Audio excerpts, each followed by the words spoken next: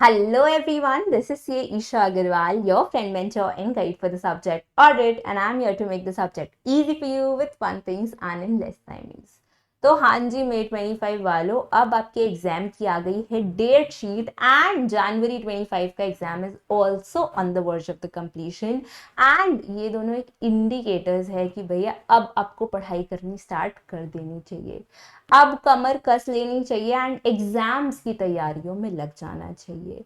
CA inter का पड़ाव ना आसान है ना बहुत इजी है, उसके लिए आपको करनी पड़ेगी मेहनत, जो कि आपको आज से ही स्टार्ट कर देनी चाहिए।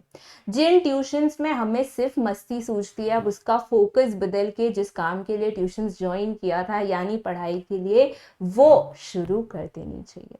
पर मैम पढ़ाई वो तो हम कैसे करें, अभी तक हमारे ट्यूशन ही कंप्लीट नहीं हुआ, मतलब हमारा सिलेबस ही कंप्लीट नहीं हुआ एंड कुछ सब्जेक्ट्स की तो हमने ट्यूशन स्टार्ट भी नहीं किए हैं। मतलब होता क्या है ना, सीए इंटर में है आपके 6 सब्जेक्ट्स एंड बच्चे यूजुअली या तो ग्रुप 1 से स्टार्ट कर देते हैं या प्रैक्टिकल सब्जेक्ट्स से एंड थ्योरी सब्जेक्ट्स वो सोचते हैं यार हो जाएगा, कर लेंगे, मैनेजेबल है, कौन सा कुछ बड़ी बात है, सब हो जाएगा।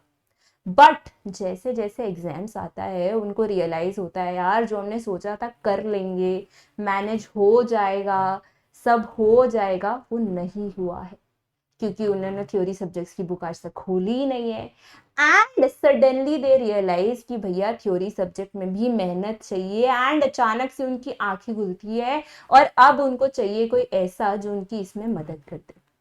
So if you are a May 25 और a September 25 aspirant जिसने सोचा था थ्योरी कर लेंगे, हो जाएगा, पढ़ लेंगे, बट अभी तक आपसे नहीं हुआ, then this video is for you. So presenting to all of you CA Inter Audit Fast Track Batch. तो अगर आप एक May 25 या September 25 एस्पिरेंट है जिसने सोचा था कि हम ऑडिट कर लेंगे बट उनसे नहीं हुआ, then this batch is for you. So this batch covers everything that you require for your examination, be it conceptual clarity, be it revision, be it question answer practice, be it any other thing that you require to make yourself exam ready. तो आज का पूरा video होने वाला है इस batch के details के बारे में, जो भी आपके क्वेश्चंस है जो मुझे लगा आपके मन में आ सकते हैं मैं वो सब आंसर करूंगी एंड अगर उसके बाद भी कोई क्वेश्चन रह जाए जो आपके मन में है, so feel free to ask us in the comment section, we will be happy to answer. पहले करेंगे थोड़ी बातचीत कुछ छोटे मोटे सवालों पे जो मन में आते हैं किसी भी फास्ट ट्रैक बैच को लेके एंड फिर जाएंगे डिटेल्स ऑफ द बैच पे। तो सबसे पहले सबसे बड़ा सवाल कि मैम इस बैच को किसको ज्वाइन करना चाहिए। अगर हमारा अटेम्प्ट जनवरी 26 में है, हमारा अटेम्प्ट मई 26 में है, हमारा अटेम्प्ट इस साल नहीं है, तो भी हम क्या इस बैच को ज्वाइन कर ले क्या? So it is not advised. अगर आपका अटेम्प्ट नेक्स्ट ईयर है तो आप इस बैच को ज्वाइन करें। अगर आपका अटेम्प्ट नेक्स्ट ईयर है तो आपके पास अभी प्लेंटी ऑफ टाइम है एंड आई विल सजेस्ट कि आप रेगुलर बैच के साथ जाए। बट अगर आप मई 25 में अपियर कर रहे हैं या सितंबर 25 में अपियर कर रहे हैं तो आपके पास अब वक्त है कम एंड आपको कम से कम वक्त में एग्जाम की तैयारी करनी है। तो आप कैटेगरी, आप जैसे स्टूडेंट्स के लिए है ये batch. So this batch is for May 25 and September 25 students particularly. कोई और स्टूडेंट भी ये करना चाहे तो आराम से कर सकता है, बट मेरा सजेशन रहेगा कि सितंबर 25 के बाद अगर आपका टर्म है तो रेगुलर बैच के साथ जाए, फास्ट ट्रैक बैच के साथ नहीं। ठीक है, तो सबसे पहला क्वेश्चन आंसर हो गया किसको ये बैच ज्वाइन करना चाहिए। दूसरा, मैम ये भी बहुत बड़ा सवाल है कि मैम रेगुलर और फास्ट ट्रैक बैच के बीच में क्या डिफरेंस है, आप क्या कट कर रहे हैं मैम इस बैच में, कहीं कुछ ऐसा तो नहीं आप इंपॉर्टेंट कुछ कट करके हमें पढ़ा रहे हैं, ऐसा तो नहीं है जो एग्जाम में आने वाला है वो ही आप इस बैच में कट कर दे रहे हैं। तो मैं बता रही हूँ रेगुलर और फास्ट ट्रैक बैच में बहुत ज़्यादा डिफरेंस बिल्कुल भी नहीं है। जितना कंसेप्ट हम रेगुलर में कवर करते उतना हम फास्ट ट्रैक में भी कवर करेंगे, जितना रिवीजन हम रेगुलर में करते उतना हम फास्ट ट्रैक में भी करेंगे, इनफैक्ट थोड़ा ज़्यादा ही करेंगे ताकि आपको एग्जाम में सब कुछ याद रहे। जितना हम फोकस आपको एग्जाम रेडी करने के लिए रेगुलर में करते उतना हम फास्ट ट्रैक में भी करेंगे। जो ओनली डिफरेंस आता है रेगुलर और फास्ट ट्रैक बैच में वो यही है कि जहां रेगुलर में हमारे पास वक्त ज़्यादा होता है तो एक ही कंसेप्ट को समझने के लिए हम 10 से 15 एग्जाम्पल लेते हैं, 15 से 20 क्वेश्चंस करते हैं, जिसमें बहुत सारे क्वेश्चंस रेपिटेटिव भी होते हैं। बट फास्ट ट्रैक में क्योंकि हमारे पास वक्त कम होता है तो हम इन क्वेश्चंस पे ज़्यादा टाइम वेस्ट नहीं करते हैं। जो इंपॉर्टेंट क्वेश्चंस होते हैं, जो इंपॉर्टेंट एग्जाम्पल्स होते हैं, हम उस पे ज़्यादा फोकस करते हैं। That's the only difference. But rest assured आप कुछ भी इंपॉर्टेंट मिस आउट नहीं करेंगे। अगर किसी टॉपिक में 10 क्वेश्चन इंपॉर्टेंट है तो मैं आपको 10 के 10 कराऊंगी। ऐसा नहीं है कि फास्ट ट्रैक बोल के उसमें 5 करा दूंगी। हाँ, किसी टॉपिक में ऐसा है कि टॉपिक में 15 क्वेश्चन है, 5 इररेलेवेंट काइंड है, उतने जरूरी नहीं है तो हम वो 5 स्किप करेंगे। But important example, important question कुछ भी स्किप नहीं होगा। फर्दर कंसेप्ट्स भी हम 100% क्लैरिटी के साथ करेंगे एग्जाम्स के लिए, 100% क्लैरिटी के साथ करेंगे क्लास में, ताकि आपको एग्जाम में एक भी डर नहीं होना चाहिए कि मैंने ये छोड़ा या मैंने वो छोड़ा। आप कुछ भी छोड़ के नहीं जाएंगे अपने एग्जाम के लिए। ठीक है, तो रेगुलर और फास्ट ट्रैक में बहुत ज्यादा डिफरेंस नहीं है। बस फास्ट ट्रैक में हमारा मोटिव यही है कि कम से कम आवर्स में, कम से कम टाइम में आपको कैसे एग्जाम के लिए हम रेडी कर सके, कैसे इंश्योर कर सके कि आप ऑडिट जैसे सब्जेक्ट में भी एग्जामेशन ला पाए। ठीक है, नेक्स्ट आता है कि मैम अगर मैं पहली बार ऑडिट की क्लासेस ले रहा हूं तो मैं क्या डायरेक्टली फास्ट ट्रैक ले लूं? क्या डायरेक्टली फास्ट ट्रैक लेना इज ओके, या फिर मुझे रेगुलर लेना चाहिए, 2-2 3-3 क्लासेस उसकी लगानी चाहिए दिन में, वो बेटर रहेगा? तो आराम से आप फास्ट ट्रैक बैच ज्वाइन कर सकते हैं, even if you are starting audit for the first time. कोई भी दिक्कत नहीं है, क्योंकि जैसे मैंने ऊपर कहा हम सारे कंसेप्ट्स कवर करेंगे, हम सब चीज़ों का रिविजन करेंगे, तो आपसे कुछ भी मिस आउट नहीं होगा। आपके सर से ऊपर से कुछ भी नहीं जाएगा। आपको 10 बार डाउट आएगा क्लास में, मैं 10 बार सॉल्व करूंगी। घर जाके डाउट आ रहा है वो भी मैं सॉल्व करूंगी। तो कोई भी दिक्कत नहीं है कि मैम हमने फास्ट ट्रैक लिया तो सब कुछ फास्ट फास्ट हो गया और हमें कुछ समझ नहीं आ रहा है, ऐसा नहीं होगा। जहां जितना वक्त रिक्वायर्ड है हम हर चीजों को वक्त देंगे। एंड भगाना नहीं है क्लास में, मोटिव है आपको समझाना, तो उससे हम कहीं से भी डेविएट नहीं होंगे। So even if you are a first timer you can easily opt for the classes, कोई डर की बात नहीं है। ठीक है, after the classes do I need to do something myself? तो ये बहुत बड़ा सवाल होता है बच्चों का कि मैम, बच्चे कहते हैं कि बोका बना दिया हमको, तो बोला था हाँ फास्ट ट्रैक में सब कराएंगे कराएंगे कराएंगे, उसके बाद बोलते हैं घर जाके इतना क्वेश्चंस कर लो, घर जाके इतना होमवर्क कर लो, घर जाके इतने चार्ट्स बना लो। तो मैम क्या फायदा फिर फास्ट ट्रैक लेने का जब सब हमको ही करना है? ऐसे हम फिर बुक लेके ही पढ़ लेते, चार्ट भी हमें ही बनाना है, क्वेश्चन भी हमें ही करना है, सब समझना भी हमें ही है, तो फिर क्या फायदा? हम सिर्फ बुक ही ले लेते, क्लासेस ली क्यों हमने? तो मैम आप भी हमारे साथ ऐसा ही करने वाले हैं क्या? तो पहले ही बता दीजिए।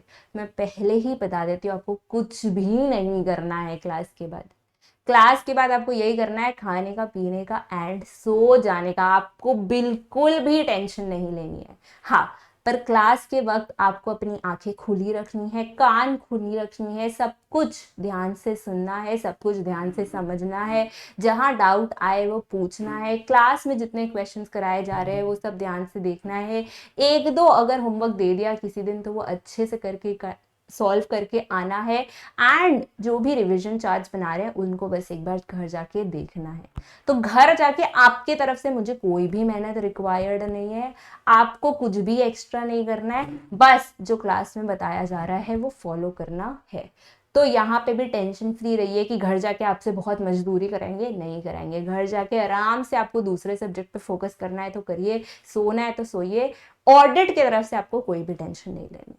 ठीक है, एंड लास्ट एंड बहुत ज्यादा इंपॉर्टेंट सवाल कि मैम क्या इस बैचेस से हमारा प्रिपरेशन हो जाएगा?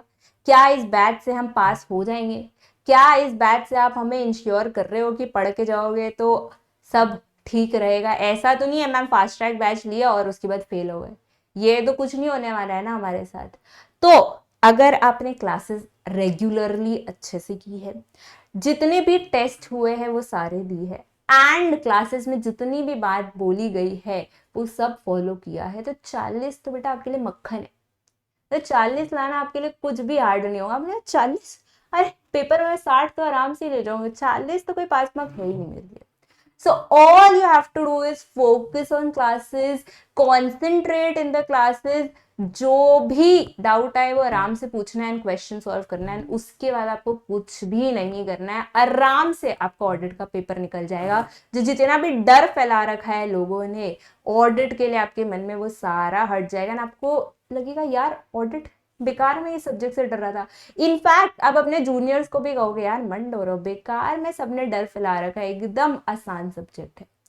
तो कोई भी टेंशन नहीं लेनी, अगर इस बैच को आप ज्वाइन कर रहे हो तो आराम से आपका प्रिपरेशन हो जाएगा। ठीक है, तो ये तो मुझे लगा जो क्वेश्चंस होंगे आपके मन में मैंने लिख दिए। इसके अलावा भी कुछ क्वेश्चन है तो आप आराम से कमेंट करिए, हम आंसर कर देंगे। और आपको लगता है कि कुछ मिस आउट कर दिया, कुछ इंपॉर्टेंट चीज बतानी थी, तो वो भी आप कमेंट कर सकते हैं, उस पर भी रिक्वायर्ड होगा तो हम वीडियो बना देंगे। अब आते हैं बैच की डिटेल्स पे। तो सबसे पहले मैम इन क्लासेस में क्या यूनिक होगा, हम ये क्लासेस क्यों ऑप्ट करें, हम दूसरे टीचर्स की क्लासेस नहीं लेके आपकी क्लासेस क्यों ले। तो हम इन क्लासेस में इंश्योर करेंगे लॉजिकल रीजनिंग। तो एक बहुत बड़ा रीजन, क्योंकि लोगों को ऑडिट समझ नहीं आता, या ऑडिट हार्ड लगता है, या ऑडिट की लैंग्वेज नहीं समझ में आती, ऑडिट की टेक्निकलिटी नहीं समझ में आती, वो ये है क्योंकि वो समझते ही नहीं है कि हर चीज क्यों हो रहा है। What is the logic behind everything? What is the reason behind everything?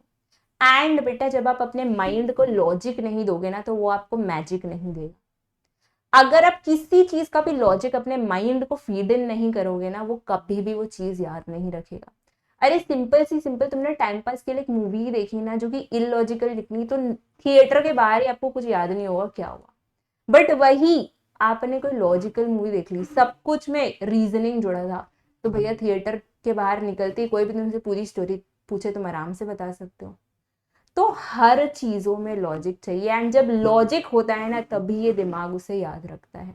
And audit में एक बहुत बड़ी मिस्टेक जो स्टूडेंट्स करते हैं, वो लॉजिक नहीं समझते।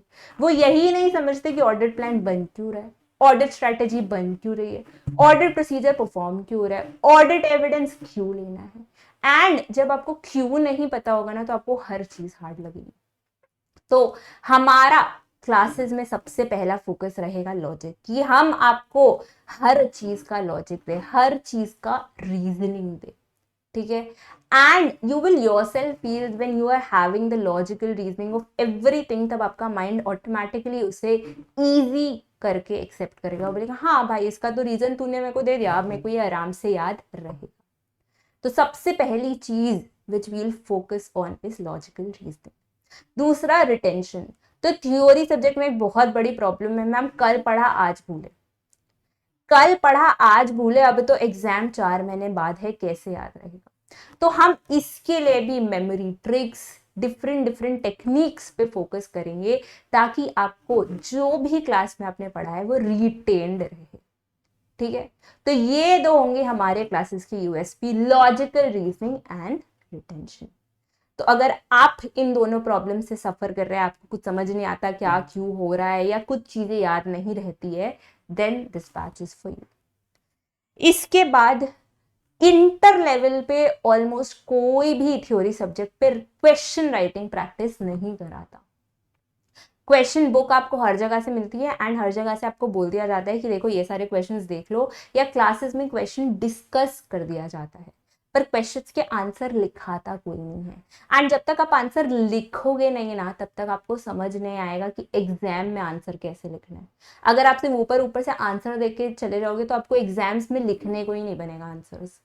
तो ये प्रॉब्लम भी हम सॉल्व करने वाले हैं, एंड जितने भी इंपॉर्टेंट क्वेश्चंस होंगे उसके आंसर्स हम क्लास में साथ में लिखेंगे। कोई भी ऐसा नहीं है कि सारा क्वेश्चंस आपको बोल दिया यार घर जाके पढ़ ले, या फिर सारा क्वेश्चन डिस्कस कर लिया। हर चैप्टर में 4 से 5 क्वेश्चंस मैंने छोड़े, एंड वो हम क्लास में लिख के प्रैक्टिस करेंगे। एंड आप खुद देखना बाकी बच्चों के कंपैरिजन में आपकी आंसर राइटिंग स्किल बहुत अच्छी होगी, क्योंकि आपने हर चैप्टर से कम 5 से 6 क्वेश्चंस लिखे हैं। आपको एग्जाम्स में भी डिफरेंस फील होगा कि आपको लिखने में उतना वांदा नहीं आ रहा, आप आराम से आंसर आपको आता है तो आप लिख पाते हो। So we will focus on question writing practice also. Practical examples तो मैम हम लेंगे, सिर्फ थ्योरी बुक के एग्जाम्पल से मज़ा आएगा नहीं, तो प्रैक्टिकल एग्जाम्पल्स बहुत सारे लेंगे ताकि आपके लिए जो भी टॉपिक्स है वो रिलेटेबल बने एंड आपको मज़े तरीके से याद रहे। ऐसा सिर्फ बोरिंग मेमोरी ट्रिक बना दिया या बोरिंग टेक्निक्स बना दिया तो भी माइंड उसको याद नहीं रखता। तो हम इंटरेस्टिंग प्रैक्टिकल एग्जाम्पल्स लेंगे ताकि आपका माइंड उस चीज़ों को याद रखे। फिर रिवीजन भी एक बहुत बड़ा दिक्कत है थ्योरी सब्जेक्ट में, मतलब ऐसा लगता है भाई रिवाइज हो ही नहीं रहा, रिवीजन टेक्निक ही नहीं पता, क्लासेस कर ली पर कुछ याद नहीं हुआ, ये भी बहुत बड़ा दिक्कत है। तो हम रिवीजन भी बहुत सारे सोर्सेज से करने वाले हैं। सबसे पहले रहेगा हमारा रिवीजन ऑडियो। तो हर क्लास के बाद मैं आपको दूंगी रिवीजन ऑडियो, जो कि रहेगा उस क्लास का समरी, जो कि आप आते जाते खाते पीते कभी भी सुन सकते हैं। एंड इससे क्या रहेगा, इससे आपका क्लास का रिवीजन भी हो गया, आप पे ज़्यादा मेहनत भी नहीं गई एंड नेक्स्ट क्लास से पहले आप कॉन्फिडेंट भी हो कि हाँ भैया पिछले क्लास का याद है। तो सबसे पहले हम करेंगे रिवीजन ऑडियो से। उसके बाद हम रिवीजन चार्ट्स बनाएंगे। तो जैसे ही चैप्टर खत्म करेंगे हम आधा घंटा और देंगे उस चैप्टर को एंड उस चैप्टर का पूरा रिवीजन समरी चार्ट बनाएंगे, ताकि 1.5 डे में भी आपको ज़्यादा मेहनत नहीं करनी। आपने वो समरी चार्ट देखा, ऊपर से सारी चीज़ें समझी एंड आराम से वो चैप्टर रिवाइज करके निकल गए। तो दूसरा चीज़ जिससे हम रिवाइज करने वाले इस रिवीजन समरी चार्ट्स। एंड तीसरा इज ऑब्वियसली Q&A सॉल्विंग। जब आप किसी भी कंसेप्ट के बाद उसके क्वेश्चन सॉल्व करोगे तो आपको खुद रियलाइज होगा कि वो कंसेप्ट दोबारा आप रिवाइज कर रहे हो, वो कंसेप्ट दोबारा आपके माइंड को क्लिक कर रहा है। तो ये 3 हमारे प्राइमरी सोर्सेज ऑफ रिवीजन रहेंगे। इसके अलावा भी जहां जहां पे रिक्वायर्ड है रेपिटेटिव रिवीजन, क्यूमुलेटिव रिवीजन, वो मैं क्लास में करवाती रहूंगी। टेस्ट पेपर्स है हमारे, 3 टेस्ट पेपर्स होंगे इस बैच के साथ।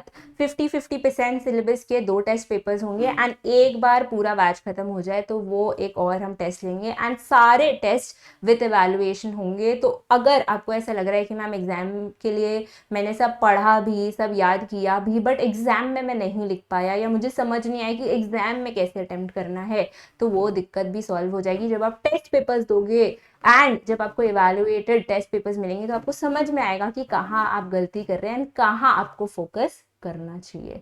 तो हमने इस बात का भी ध्यान रखा है इस बैच में। एंड डाउट सॉल्विंग तो ऑब्वियसली है ही, क्लास में भी जितने डाउट पूछने आप आराम से पूछ सकते हैं। क्लास के बाद घर जाके भी आपको डाउट आ रहे हैं तो आराम से पूछ सकते हैं। हमारा टेलीग्राम ग्रुप ओपन रहेगा एंड आपको जो भी दिक्कतें आ रही है आप उसमें पूछ सकते हैं। Lastly, audit of items of financial statement.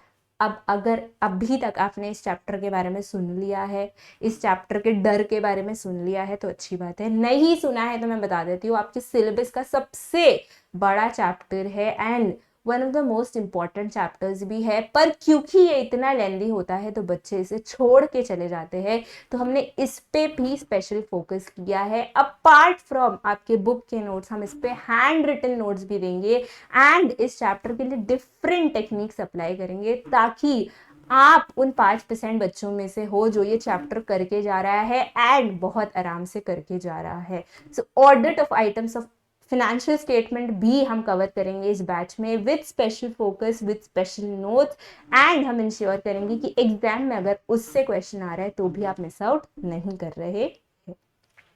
तो ये जी डिटेल्स हो गई क्लासेस की। नेक्स्ट आते हैं बुक्स। तो थ्योरी सब्जेक्ट्स में particularly books are very very important. अगर आप वही 500-600 पेज का बुक दे दोगे तो बच्चा वही घबरा जाता है कि भैया मैं तो 600 पेज का बुक नहीं पढ़ सकता, मुझसे तो नहीं होगा ये subject.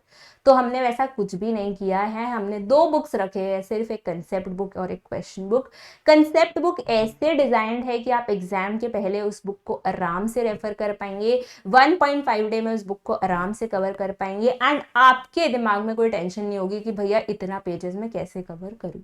So concept book is totally designed to ensure कि एग्जाम के पहले आप वो बुक आराम से रेफर कर सकते हैं, आप वो बुक आराम से फॉलो कर सकते हैं। इसके अलावा बहुत सारी डायग्रामेटिक एक्सप्लेनेशंस भी डाली है हमने, क्योंकि सिर्फ यार टेक्स्ट से बहुत बोरिंग हो जाता है थ्योरी बुक्स। तो हमने डायग्रामेटिक एक्सप्लेनेशंस भी डाली है ताकि आपको थोड़ा फन लगे बुक को देख के, आपको लगे कि हाँ भाई आसान है, थोड़ा थोड़ा बीच में डायग्राम्स भी तो है, ऐसा अपना क्लास 7-8 का जैसा ही तो लग रहा है, कर लेंगे, 7-8 भी तो पास किया था, सी इंटर ही तो है, कर लेंगे। सो डायग्रामेटिक एक्सप्लेनेशंस भी डाला है हमने। And lastly the book is summarised in the best way possible, तो जहां जहां पे जो जो कट आउट करना था हमने वो पहले ही कर दिया है, एंड जितनी इंपॉर्टेंट चीजें हैं उनको भी ऐसे ऑर्गेनाइज कर दी है ताकि आपको एग्जाम्स से पहले कोई भी दिक्कत नहीं हो। इनफैक्ट आप जब खुद कंसेप्ट बुक देखोगे तो आपको लगेगा भाई क्या बुक है, खुद के मुंह से निकलेगा यार क्या मस्त बुक है। तो मैं ज्यादा कंसेप्ट बुक के बारे में नहीं बोलूंगी, कंसेप्ट बुक के बारे में आप खुद बोलोगे मुझे क्लास में कि मैम मस्त बुक बनाया है।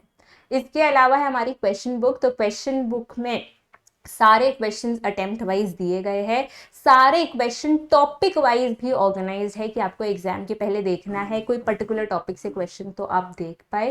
फर्दर ऑडिट में मार्क्स मिलते हैं कीवर्ड्स के बेसिस पे, यानी कीवर्ड सही लिखोगे तो मार्क्स मिलेंगे, कीवर्ड नहीं लिखोगे तो मार्क्स नहीं मिलेंगे। तो हमने इसके लिए जितने भी आंसर्स हैं सब में कीवर्ड्स हाईलाइट कर दिए हैं ताकि आपको दिक्कत नहीं हो कि कौन से सेंटेंस में कौन सा कीवर्ड है, कौन से सेंटेंस में कौन सा कीवर्ड नहीं है। तो जितने भी आंसर्स है बुक में सब में कीवर्ड भी हाईलाइटेड है, तो आपकी कीवर्ड्स की भी टेंशन गई।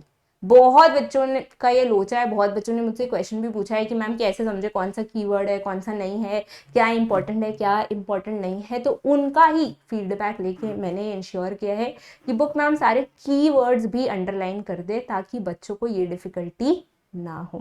लास्टली डे बिफोर एग्जाम के भी क्वेश्चंस डाल दिए गए हैं, उसका एक आपको पूरा कॉलम मिलेगा आपके बुक में जहाँ पे डे बिफोर एग्जाम्स करके एक टेबल बनाया गया है टॉपिक वाइज, ताकि आपको एग्जाम्स के पहले सारे क्वेश्चंस नहीं करने पड़े एंड जो क्वेश्चंस इंपॉर्टेंट है, जो क्वेश्चंस आपका अटेंशन चाहते हैं, आप सिर्फ उसी पे फोकस कर पाए। तो ये बात हो गई बुक की। एंड लास्ट आते हैं क्लास की डिटेल्स पे, तो छोटी मोटी डिटेल्स है क्लास के बारे में। मोड ऑफ द क्लासेस क्या रहेगा, तो मोड ऑफ द क्लासेस रहेगा F2F या लाइव एट होम। अगर आप कैलकाटा के स्टूडेंट हैं तो I will recommend you to do face to face classes, दो चीज़ों की वजह से। सबसे पहले फेस टू फेस क्लासेस में एक टीचर के साथ डायरेक्ट इंटरेक्शन रहता है, प्लस आपको कॉम्पिटिशन अराउंड यू भी पता चलता है, एंड दूसरा फेस टू फेस क्लासेस से बेटर डिसिप्लिन आपको किसी और क्लासेस में या किसी और मोड में नहीं मिलेगा। तो अगर you are a student who lacks discipline, जिसको लगता है भाई अगर मैंने घर पे ले लिया तो मेरे से क्लासेस होंगी ही नहीं, तो F2F is a must for you. Calcutta के बाहर हो तो कोई ऑप्शन ही नहीं है, तब तो लाइव एट होम के साथ ही जाना है, बट उसमें भी ट्राई करना जो बैच का टाइम है उसके साथ आप स्टिक करें एंड हर रोज मेरे साथ ही क्लासेस कर लें।